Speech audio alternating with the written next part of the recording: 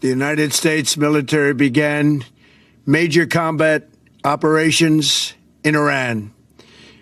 Our objective is to defend the American people by eliminating imminent threats from the Iranian regime, a vicious group of very hard, terrible people. Its menacing activities directly endanger the United States, our troops, our bases overseas, and our allies throughout the world.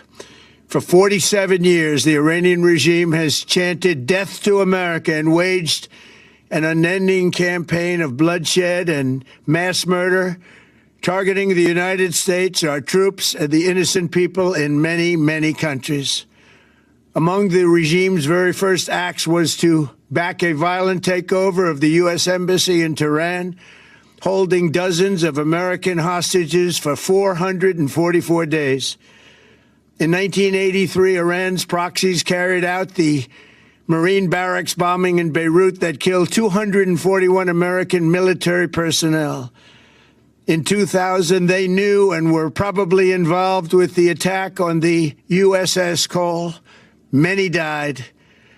Iranian forces killed and maimed hundreds of American service members in Iraq. The regime's proxies have continued to launch countless attacks against American forces stationed in the Middle East in recent years, as well as U.S. naval and commercial vessels in international shipping lanes. It's been mass terror, and we're not going to put up with it any longer. From Lebanon to Yemen and Syria to Iraq, the regime has armed, trained, and funded terrorist militias that have soaked the earth with blood and guts. And it was Iran's proxy, Hamas, that launched the monstrous October 7th attacks on Israel, slaughtering more than 1,000 innocent people, including 46 Americans, while taking 12 of our citizens hostage. It was brutal, something like the world has never seen before. Iran is the world's #1 state sponsor of terror and just recently killed tens of thousands of its own citizens on the street as they protested. It has always been the policy of the United States, in particular, my administration, that this terrorist regime can never have a nuclear weapon. I'll say it again. They can never have a nuclear weapon. That is why in Operation Midnight Hammer last June, we obliterated the regime's nuclear program at Fordow, Natanz, and Isfahan. After that attack, we warned them never to resume their malicious pursuit of nuclear weapons, and we sought repeatedly to make a deal. We tried. They wanted to do it. They didn't want to do it. Again, they wanted to do it. They didn't want to do it. They didn't know what was happening. They just wanted to practice evil. But Iran refused, just as it has for decades and decades. They've rejected every opportunity to renounce their nuclear ambitions, and we can't take it anymore. Instead, they attempted to rebuild their nuclear program and to continue developing long-range missiles that can now threaten our very good friends and allies in Europe, our troops stationed overseas, and could soon reach the American homeland. Just imagine how emboldened this regime would be if they ever had and actually were armed with nuclear weapons as a means to deliver their message. For these reasons, the United States military is undertaking a massive and ongoing operation to prevent this very wicked, radical dictatorship from threatening America and our core national security interests. We are going to destroy their missiles and raise their missile industry to the ground. It will be totally, again, obliterated. We're going to annihilate their Navy. We're going to ensure that the region's terrorist proxies can no longer destabilize the region or the world and attack our forces and no longer use their IEDs or roadside bombs, as they are sometimes called, to so gravely wound and kill thousands and thousands of people, including many Americans. And we will ensure that Iran does not obtain a nuclear weapon. It's a very simple message. They will never have a nuclear weapon. This regime will soon learn that no one should challenge the strength and might of the United States Armed Forces.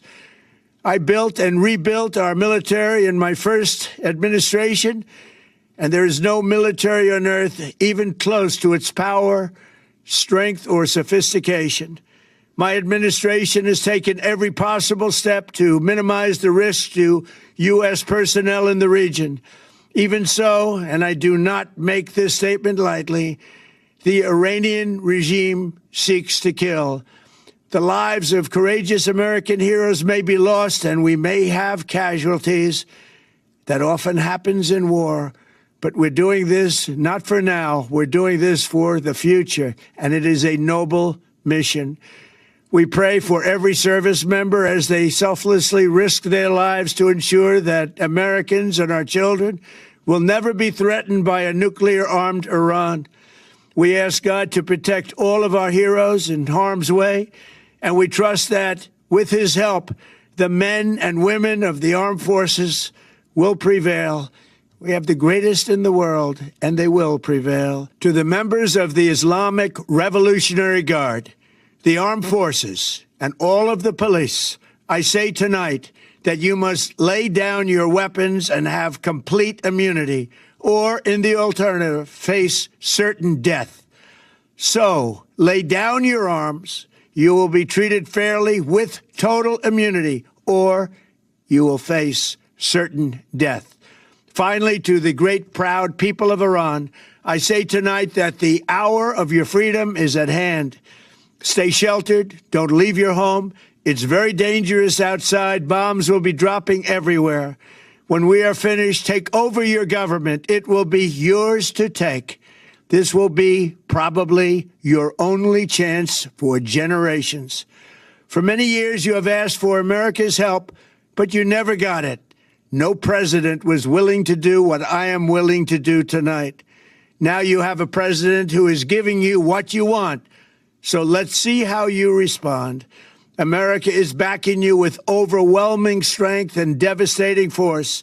Now is the time to seize control of your destiny and to unleash the prosperous and glorious future that is close within your reach. This is the moment for action. Do not let it pass. May God bless the brave men and women of America's armed forces. May God bless the United States of America. May God bless you all. Thank you. Good afternoon, everyone. We are interrupting the game for just a moment here because there is major breaking news at this hour. ABC News has just learned that Iran's supreme leader, the Ayatollah Ali Khamenei, is believed to have been killed in the attack in Iran. President Trump just moments ago confirming the news in a social media post. Killed in that attack led by U.S. and Israeli forces. The 86-year-old cleric had served as supreme leader since 1989, more than 30 years. The U.S. and Israel say they targeted Khamenei and the rest of Iran's top leadership in massive strikes that began early this morning.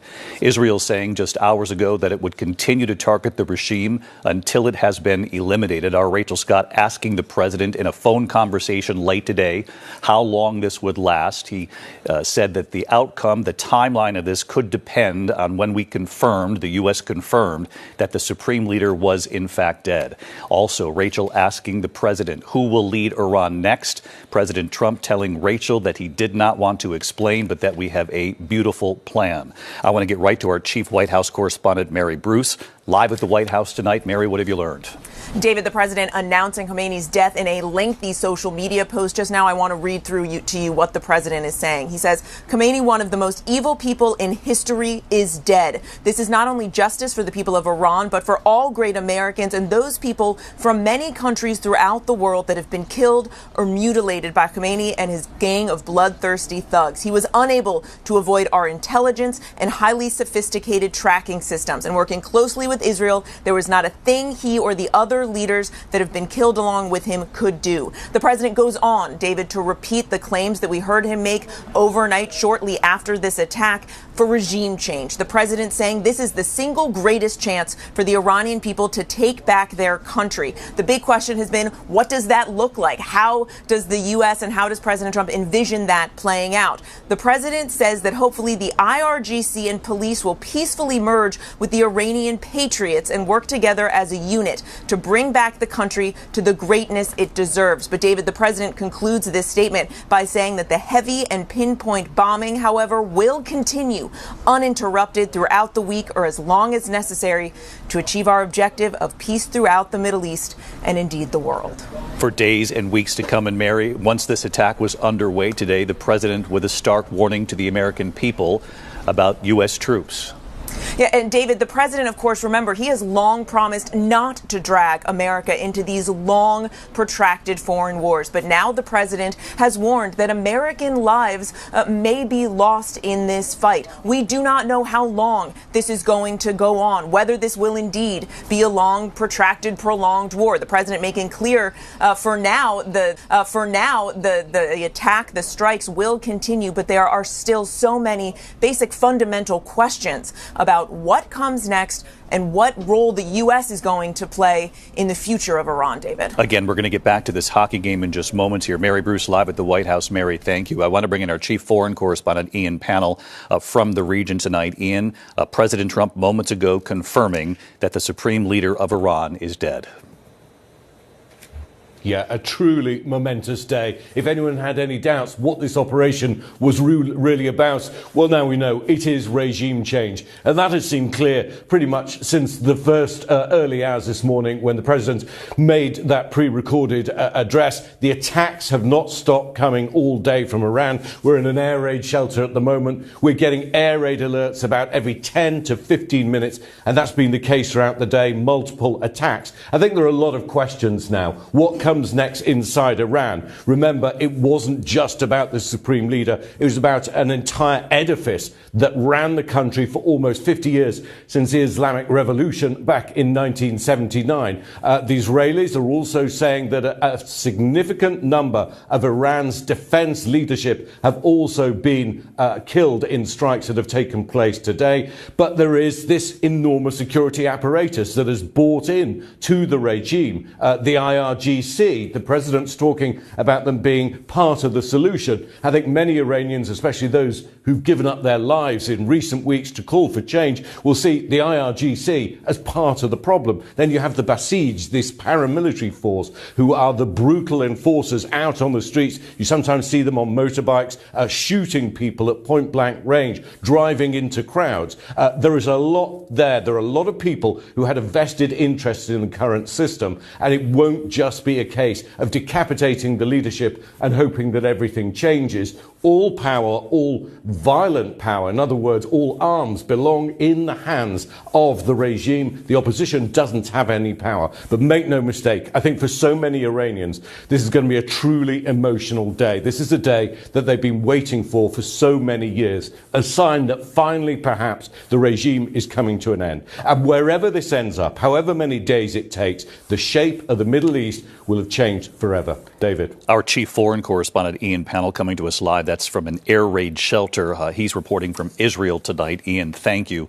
One more note on this from Rachel Scott, because Rachel spoke with President Trump late today. Rachel, he told you that he was with the generals when you were on the phone with him. You asked if the supreme leader was dead. He said, "We believe he is." He didn't want to confirm at that point on the phone with you, but he must have seen the evidence right there in front of him where he was gathered with the generals, and now has confirmed it for the American people. Yes, David, it was clear that the president was monitoring the situation. He told me flat out that he was surrounded by the generals. He said, "We believe the supreme leader is dead," but he wanted to wait. Now the president giving that confirmation to the American people. David, I also asked the president Why now? Was there an imminent threat to the United States? The president told me he believed, quote, there was a threat. He went on to praise Operation Midnight Hammer that happened months ago. But again, the president had insisted that the nuclear sites were completely obliterated. The president acknowledged that, but then he said that Iran was trying to build back. He says that would pose an imminent threat to the United States. And then, of course, I asked him that question. What happens now, David? What exactly happens now? Who takes over Iran? The president said that he didn't want to get into that, but said we, quote, have a very beautiful plan, David. And of course, that beautiful plan would go up against whatever the regime had planned itself in case this actually happened. Obviously, they knew that the supreme leader could be targeted at some point.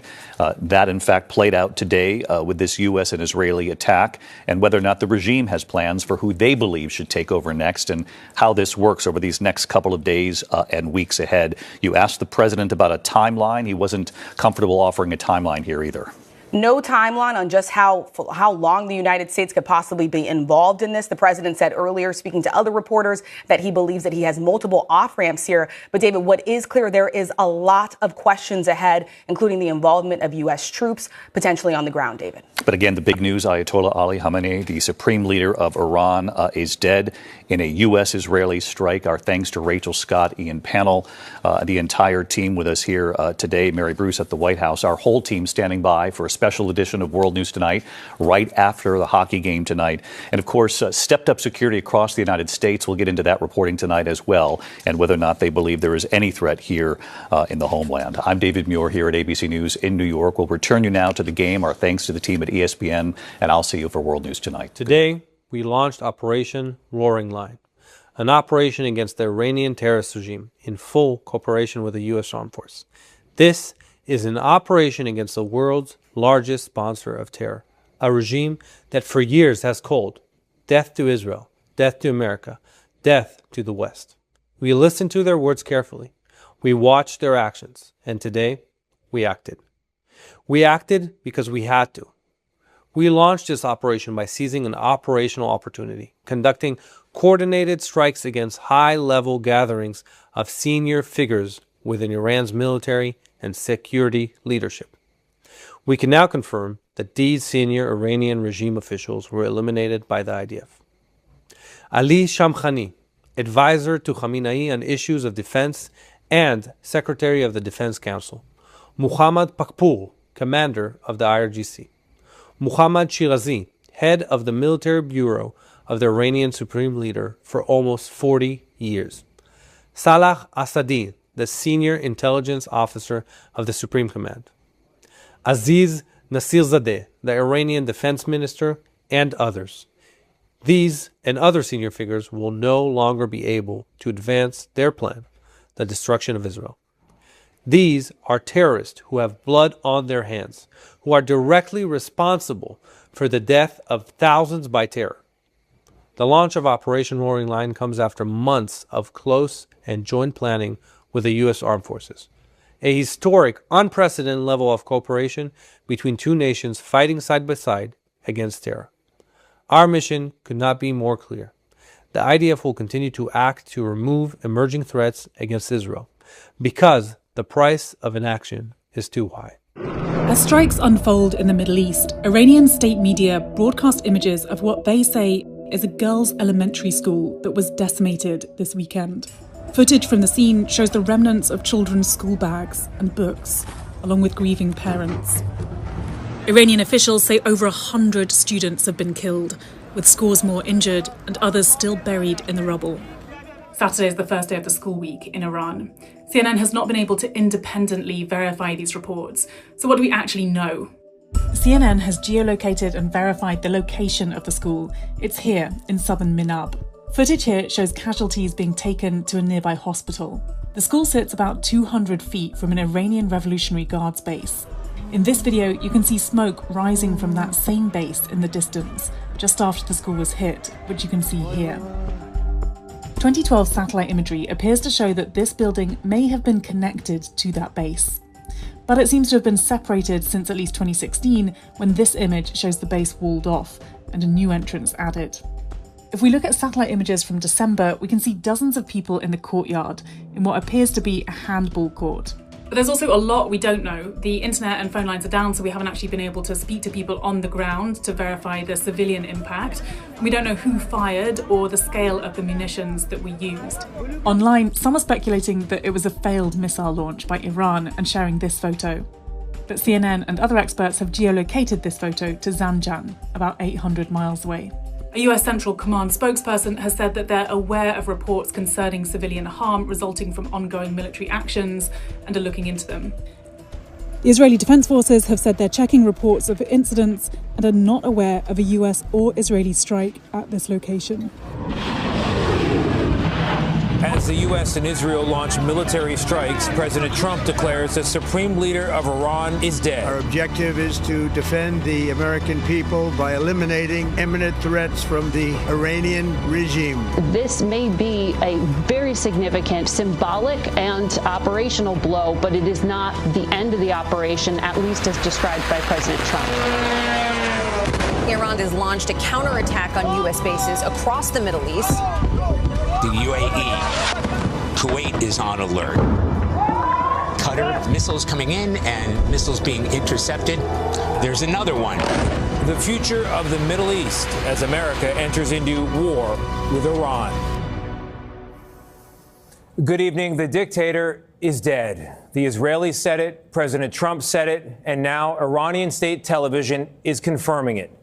After more than 30 years ruling Iran as a brutal theocracy, Ayatollah Ali Khamenei is no more. That is the biggest news in a day that began with a historic surprise. At around 10 a.m. local time in Iran, in the holy month of Ramadan, the U.S. and Israel launched a large-scale joint attack. The first signs, those plumes of smoke over Tehran. And then about 90 minutes later, President Trump announced a massive and ongoing combat operation aimed at toppling the regime there.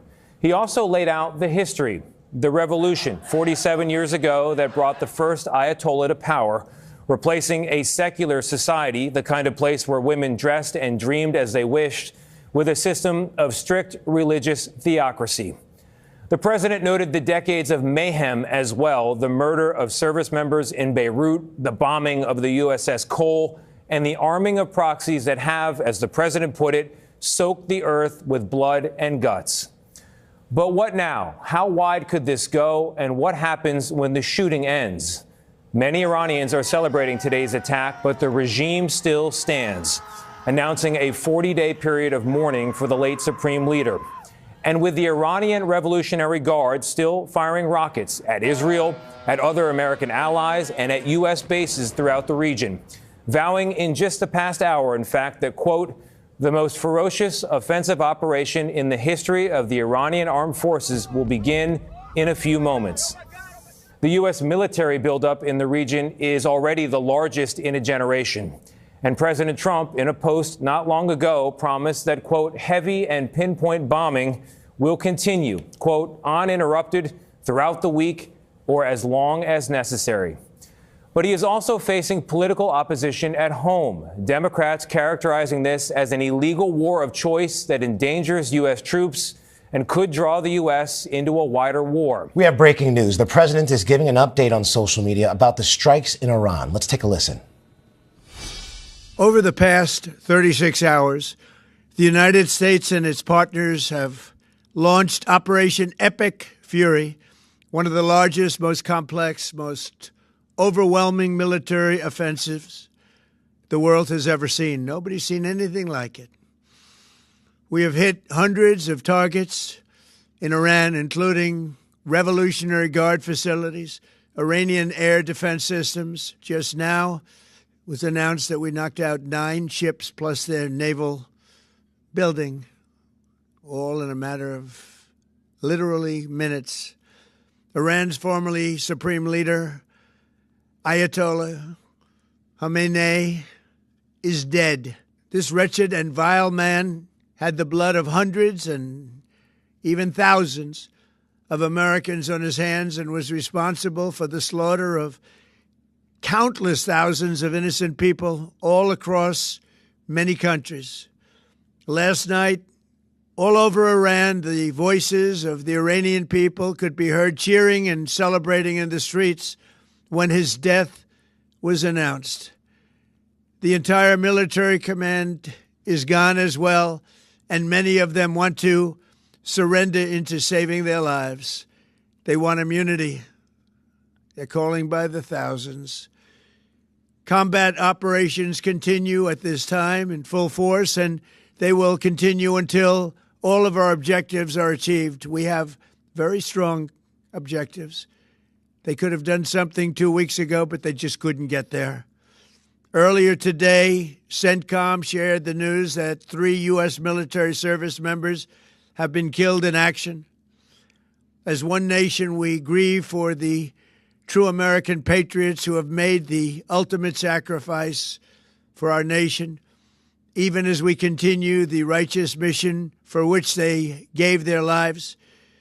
We pray for the full recovery of the wounded and send our immense love and eternal gratitude to the families of the fallen. And sadly, there will likely be more. Before it ends, that's the way it is. Likely be more, but we'll do everything possible where that won't be the case. But America will avenge their deaths and deliver the most punishing blow to the terrorists who have waged war against basically civilization. They have waged war against civilization itself.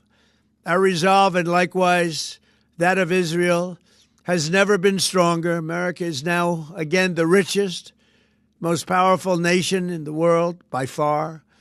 But the only reason we enjoy the quality of life that we do and the freedom and security is we have done things that others are unable to do. But it's because of warriors who are willing to lay down their lives to do battle with our enemies. And they do battle better than anybody. An Iranian regime armed with long-range missiles and nuclear weapons would be a dire threat to every American. We cannot allow a nation that raises terrorist armies to possess such weapons that would allow them to extort the world to their evil will. Not going to let it happen. We're not happening to us, and we're not going to let it happen to others. The United States has the strongest military the world has ever seen. I rebuilt our military in my first term.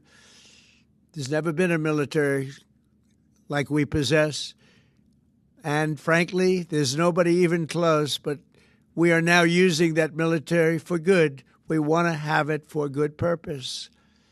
We're undertaking this massive operation not merely to ensure security for our own time and place, but for our children and their children, just as our ancestors have done for us many, many years ago. This is the duty and the burden of a free people. These actions are right and they are necessary to ensure that Americans will never have to face a radical, bloodthirsty terrorist regime armed with nuclear weapons and lots of threats. For almost 50 years, these wicked extremists have been attacking the United States while chanting the slogan, "Death to America" or "Death to Israel," or both. They are the world's #1 state sponsor of terror. We are the world's greatest and most powerful nation, so we can do something about what they do. These intolerable threats will not continue any longer. I once again urge the Revolutionary Guard, the Iranian military, and police to lay down your arms and receive full immunity or face certain death. It will be certain death. Won't be pretty. I call upon all Iranian patriots who yearn for freedom to seize this moment, to be brave, be bold, be heroic, and take back your country. America is with you.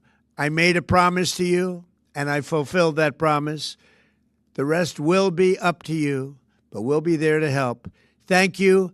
God bless you to our incredible warriors, and God bless the United States of America. Thank you. And again, you were just listening to President Trump delivering a message for the first time on social media since those strikes in Iran. We're going to bring in ABC's Selena Wang, who's near Mar-a-Lago. Selena, we just heard the president say that he's hit hundreds of targets, 9 Iran Navy ships and other buildings. He said the Ayatollah is dead, responsible for the slaughter of thousands of people. And most notably, President Trump there said that he is sending our immense love and gratitude to the families of the injured and fallen soldiers. Then he went on to say that there will likely be more. Selena, this is the first time we're hearing from the president since his initial video announcing the strike. What did you make of his message? Well, first of all, let's just acknowledge that the president made this announcement through his own social media account on a video. He did not invite the press pool to witness those remarks and to ask questions, as the president often does. And also worth pointing out that there were no Trump administration officials on the Sunday shows this weekend. So there have been really no opportunities for groups of reporters and journalists to press this administration about this operation. And some notable points from the president there. As you mentioned, this is the first time the president is publicly addressing the death of 3 American service members as part of this Operation Epic Fury. And the president saying that, quote, there will likely be more U.S. casualties. Remember, this is a president who had campaigned on ending these wars in the Middle East, who not launching new ones and bringing troops back home. But right after these remarks, right after the strikes, I remember the president had already warned Americans that there could be more, that there could be U.S. casualties. Also important there, the president said that combat operations continue at this time in full force, and they will continue until all of our objectives are achieved. Again, this is an open-ended commitment. Unclear if this is going to be days, weeks, or even months. The president also saying that the entire military command is gone. Many of them want to surrender. They're calling by the thousands. All right, Selena Wang, thank you. I know you'll be up on this. Thank you for that update. All praise to YAHAWAH, BAHASHAM, YAHAWASHI. Double honor to the apostles and elders of GMS. Shalom to the hopefully elect. All right. Oh, excuse me. This video is going to be entitled America, Israel, and Iran. War with Iran. Something like that. All right. And let me give a disclaimer here. All right. I just gave you a bunch of news from different sources. I can't confirm any of it. I can't deny any of it. All right. It's the news that's going on.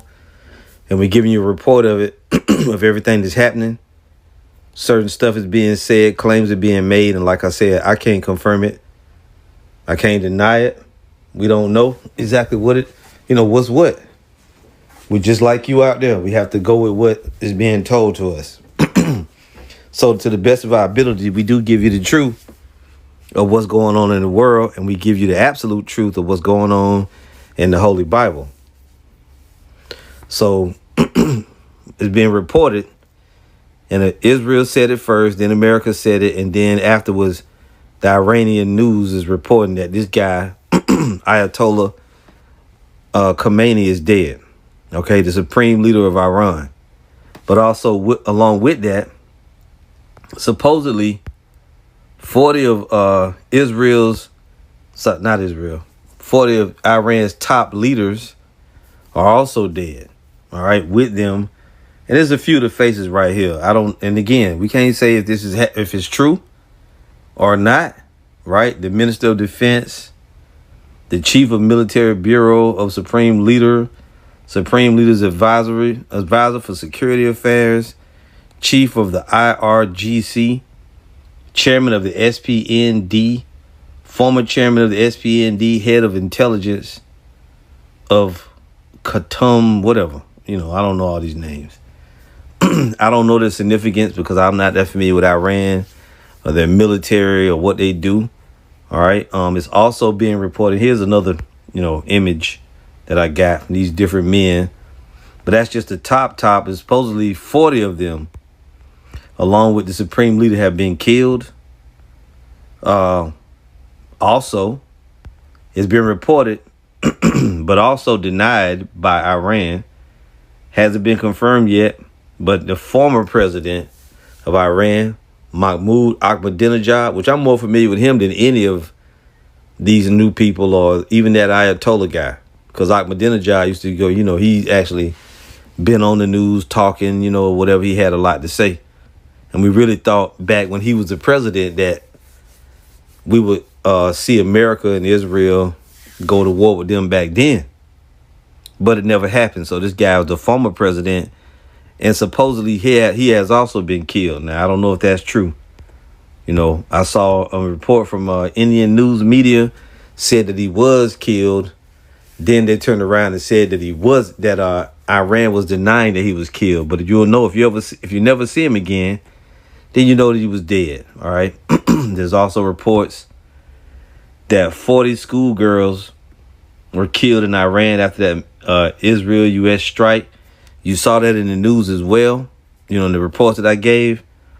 And I was able to find one from CNN that actually said that. But as always, whenever something like that happens, Israel and America will say they don't know anything about it. Right? Iran will say it was America and the U.S. You had other images coming out saying that it was a failed missile launch from Iran that backfired and killed them girls. All right, or killed, because really they say 40 girls, but then we come to find out hundreds of students have been injured and wounded, but 40 girls died. So we don't know. Okay, we don't know what's propaganda. We don't know what's made up. If it really happened. Also not shown in the footage, there's multiple attacks on American forces, right? American bases in Bahrain, I believe Qatar. I know Bahrain was one that was supposed to be, but there's also missiles being launched at Qatar, Oman, and Dubai.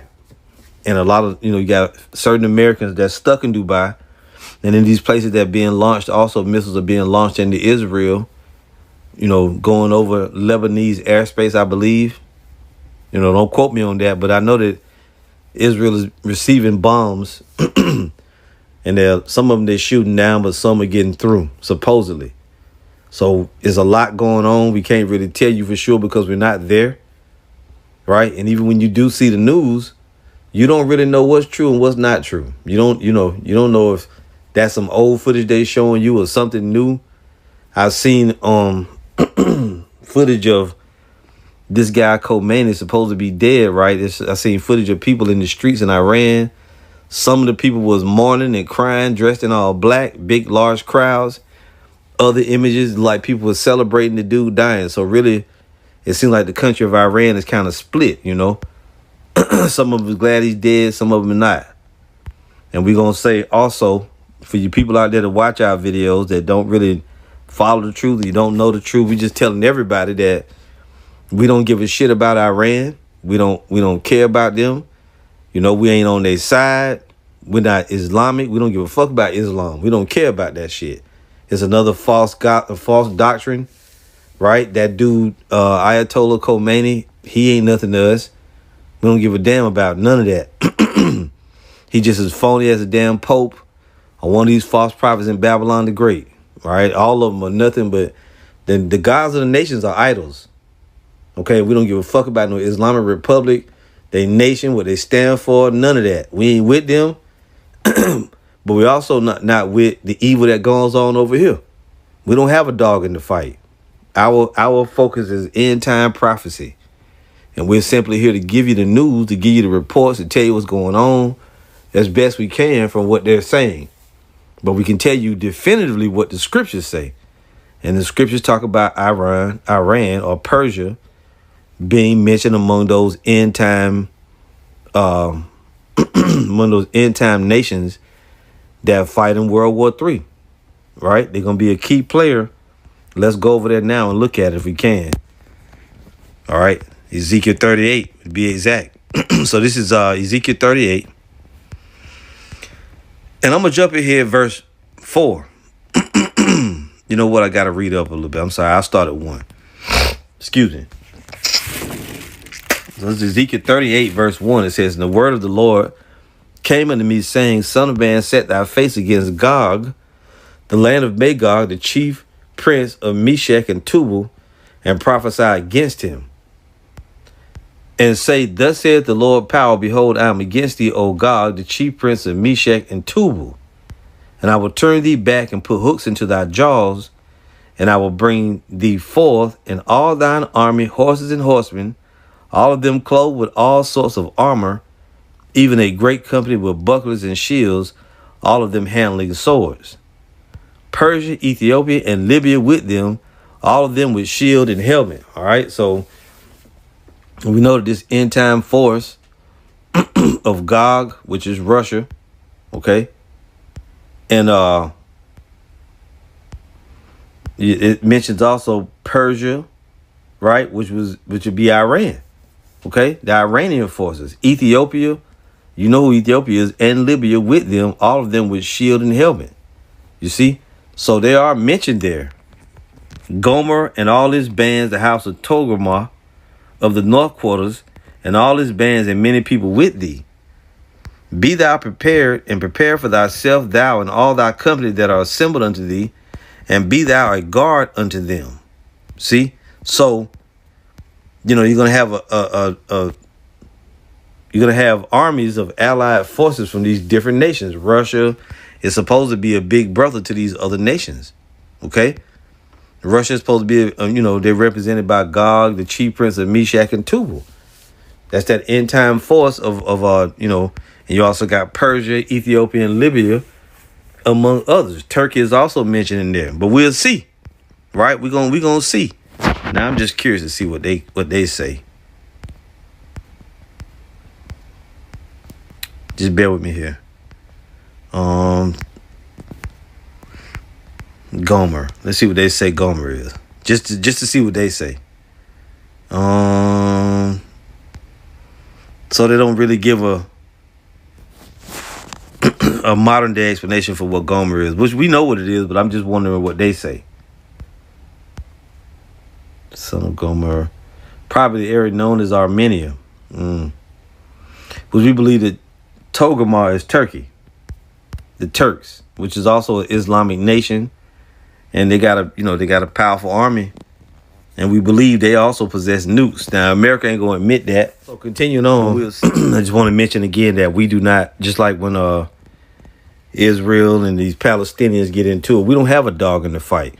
All right, our focus is end time prophecy, and we just here to give you the news and to give you the prophecy. Now, I've been kind of holding back on doing a video about all of this, as most of the elders and the big brothers on the chat, it's been discussed among brothers, it's been discussed quite a bit about all the conflict that's going on. But due to the fact that we can't really verify anything being told to us, a lot of brothers are holding back from doing videos about it because we're tired of the lies. We don't want to put false info out there.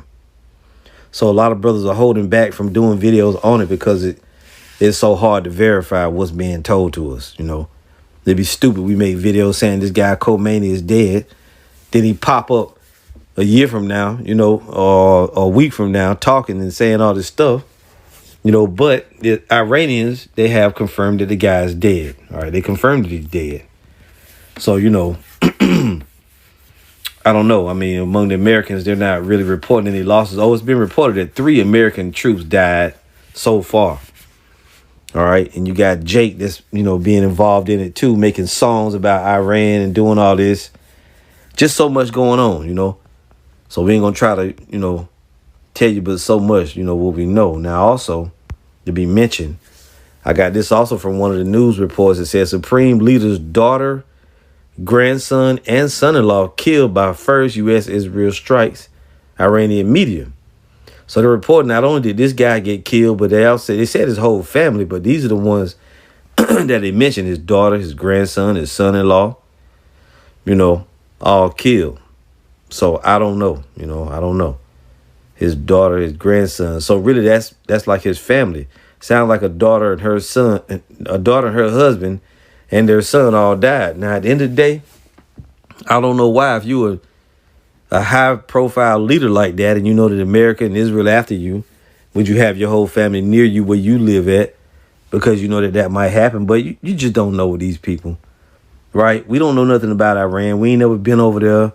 At the end of the day, we don't know if these people are extremists like we hear, or if they just people that, you know, happen to be against these other people. We don't really know. All we can do is give you what, you know, YAHAWASHI has given us. And one thing we know for sure is what's in the scriptures, as we just read Ezekiel 38. And I just read that not to try to go into the big, because really that's more dealing with World War III. Because we believe this is the beginning of World War III, but we don't, you know, this all could go away in a week or two.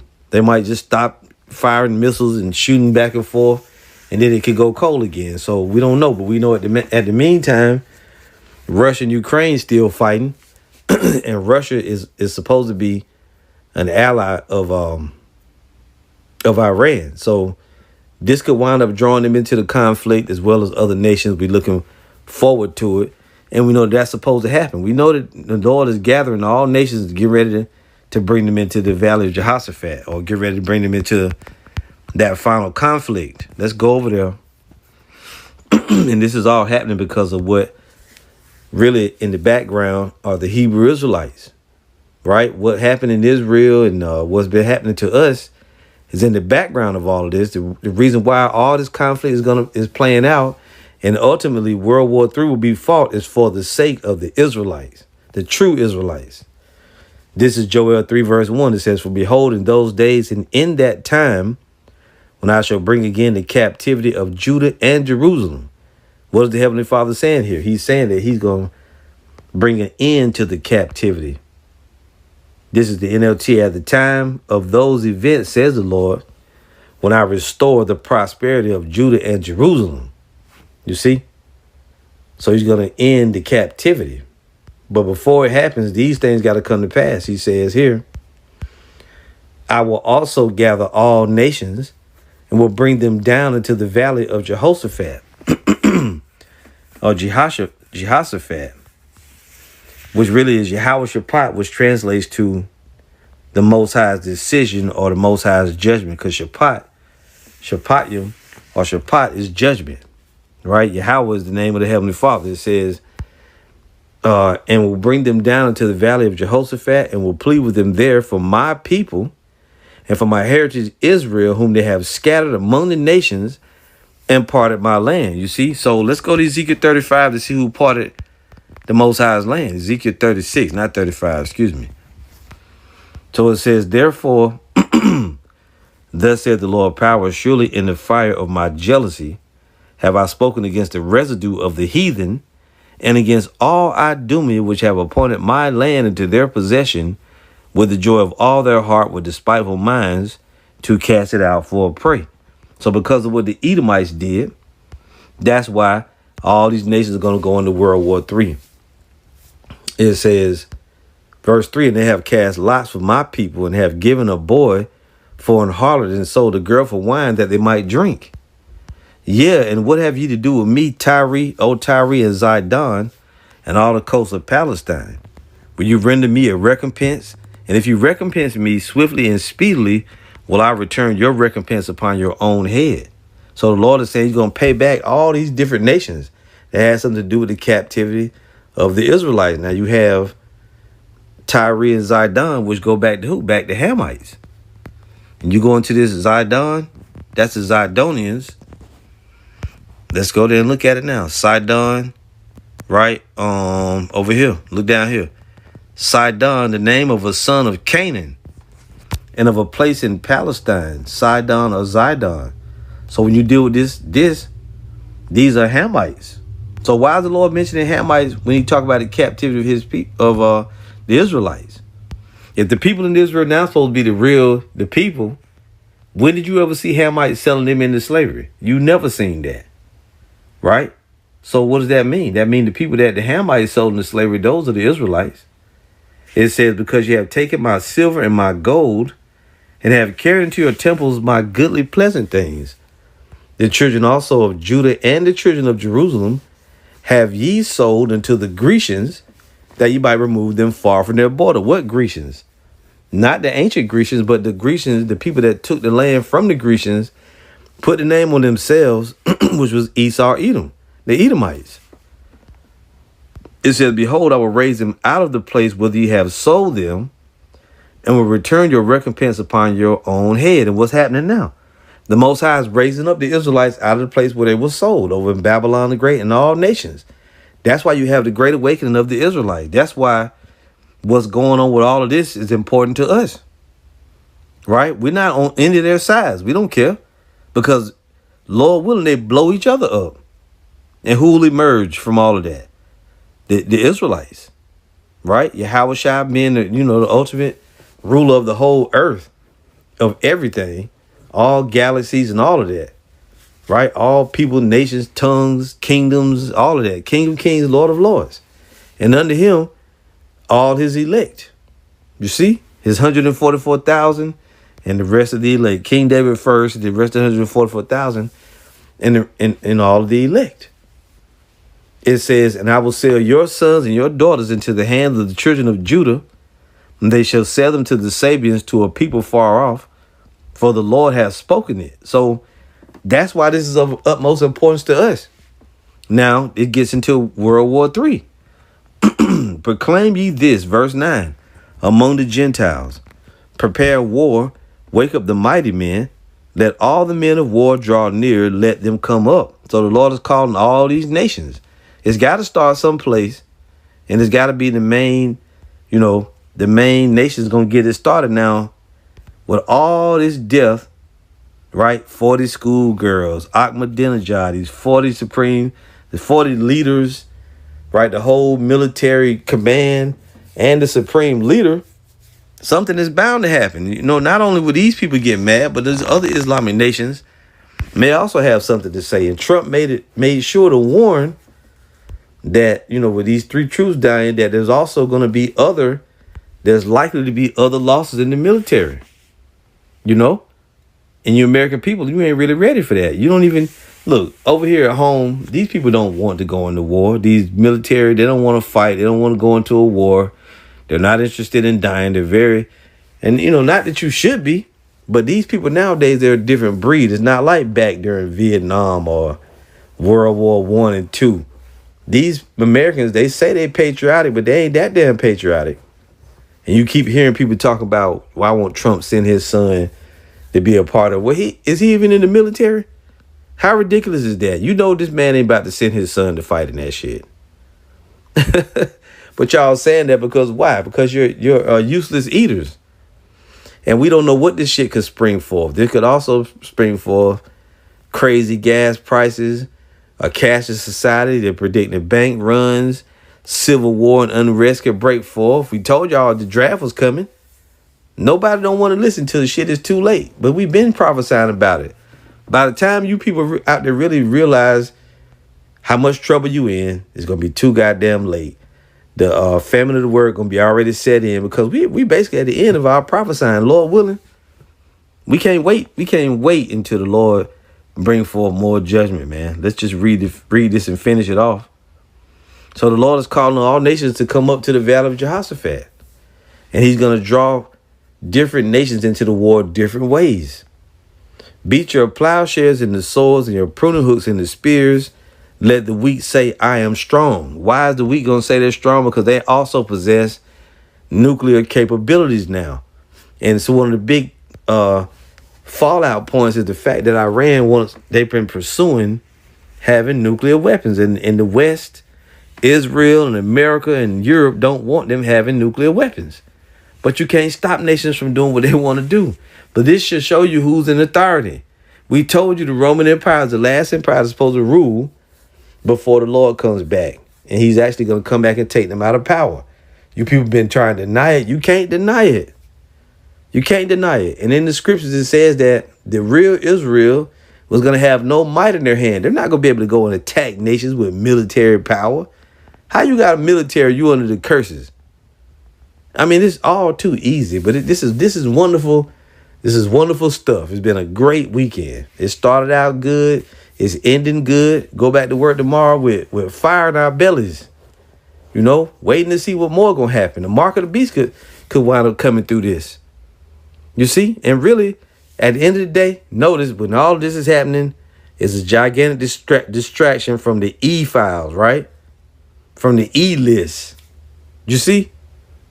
But it is what it is.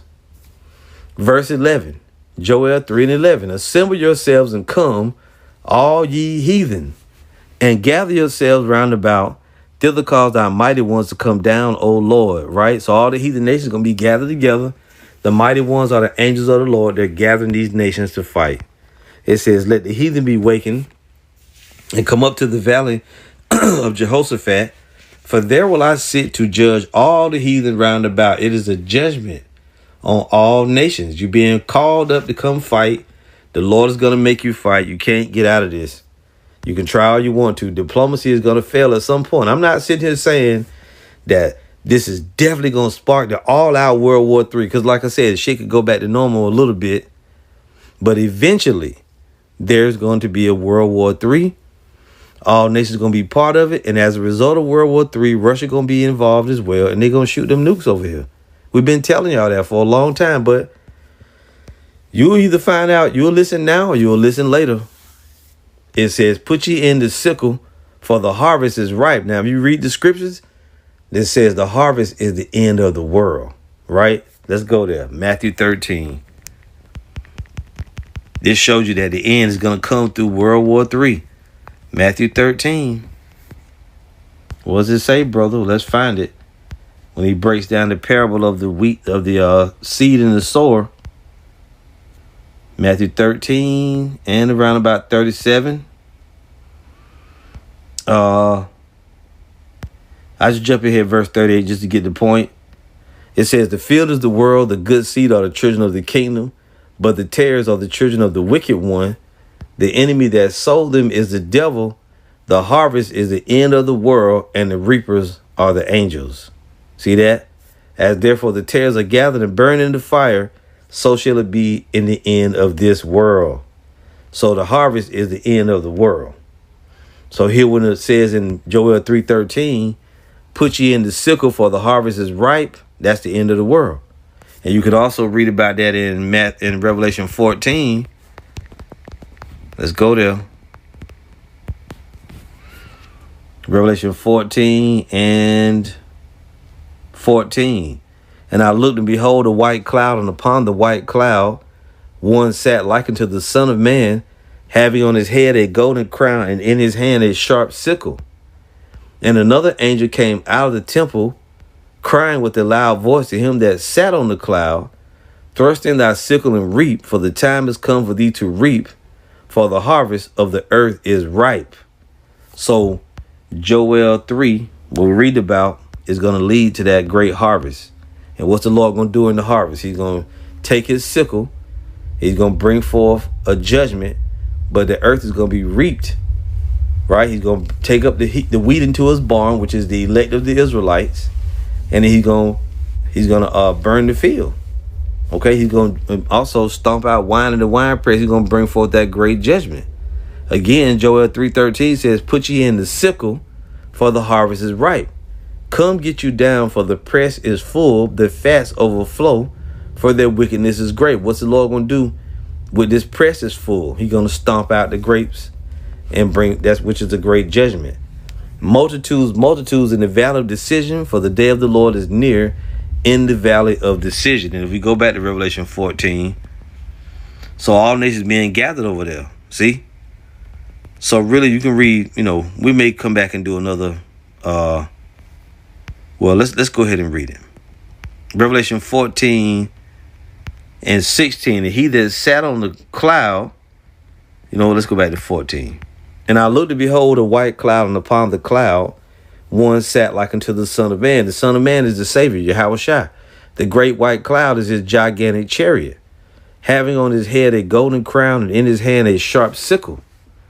And another angel came out of the temple, crying with a loud voice to him that sat on the cloud, thrust in thy sickle and reap, for the time is come for thee to reap, for the harvest of the earth is ripe. Right, time to save the elect, right? It says that he that sat on the cloud thrust in his sickle on the earth, and the earth was reaped. The elect were beamed up all over the earth. And another angel came out of the temple which is in heaven, he also having a sharp sickle. And another angel came out from the altar which had power over fire, And he cried with a loud cry to him that had the sharp sickle, saying, Thrust in thy sickle and gather the clusters of the vine of the earth, for her grapes are fully ripe. And the angel thrust in his sickle into the earth and gathered the vine of the earth and cast it into the great winepress of the wrath of the Most High, which is what? Judgment going out all over the earth. And the winepress was trodden without the city. If you're without the city, where are you? You're not part of New Jerusalem, because that's the city. And blood came out of the winepress, which is everybody else is not of the elect. And blood came out of the winepress, even unto the horse bridles, by the space of 1,600 furlongs. So it's going to be a gigantic, great judgment that comes forth that's going to cause major bloodshed all over the earth. Not everybody's going to die, but the Lord going to send the chariots. The chariots going to zap a lot of people. A lot of people going to die in war. When the nukes come to America, they're going to destroy this whole place and kill everybody here that's not of the elect. The elect are going to be beamed up into the chariots.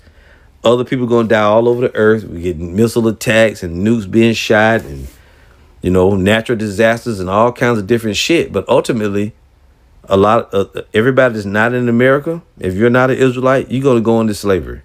There's going to be a great judgment. Or you're going to die first. Then you're going to be born as slaves in the kingdom. So we're looking forward to it. This is good news. But like we said, don't get too high, because it's still yet a ways off. Because look, we still haven't not seen the implementation of the mark of the beast yet. So that's a key prophecy we're waiting to see. But this is good that we're going somewhere. We're moving forward, right? We're moving forward. And this is what we wanted. So, we're glad to see it. We're glad to see something happening. Now, all you people that's been talking your shit, you should be getting nervous by now. But if you're too damn stupid to get nervous, don't worry. There'll be plenty of time for you to get nervous very shortly.